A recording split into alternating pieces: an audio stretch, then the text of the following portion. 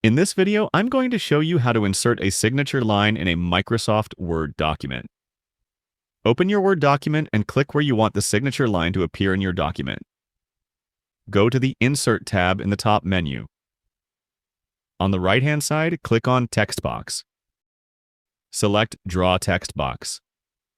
Click and draw your text box on the document. Inside the text box, type the name or label, for example, signature.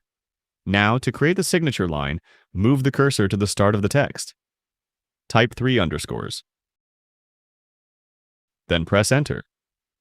Now, to remove the border around the text box, right-click the text box. Select Format Shape. Choose No Line.